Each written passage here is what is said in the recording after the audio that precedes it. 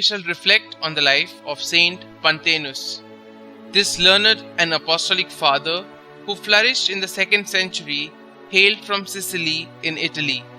Pagan by birth and a Stoic philosopher by profession, his esteem for virtue led him into an acquaintance with the Christians, and being charmed with the innocence and sanctity of their conversation, he opened his eyes to the truth and committed his life to it. He studied the Holy Scriptures under the disciples of the apostles, and his thirst after sacred learning brought him to Alexandria in Egypt, where the disciples of St Mark had instituted a celebrated school of Christian doctrine.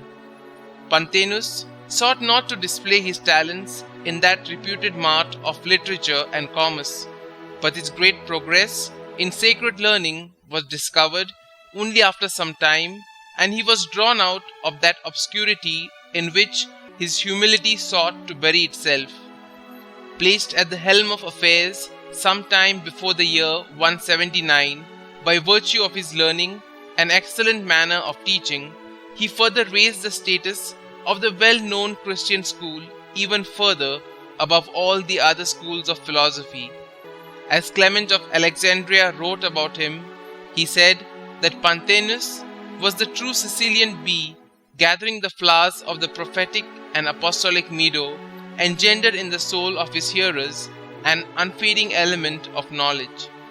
The Indians who traded at Alexandria entreated him to pay their country a visit, whereupon he forsook his school and went to preach the gospel to the eastern nations, where he found some seeds of faith already sown. In fact, he brought back with him to Alexandria a book of the Gospel of Matthew in Hebrew, which Saint Bartholomew had carried there. St Pantaenus continued to teach in private till about the year 216, when he closed his noble and excellent life with a happy death.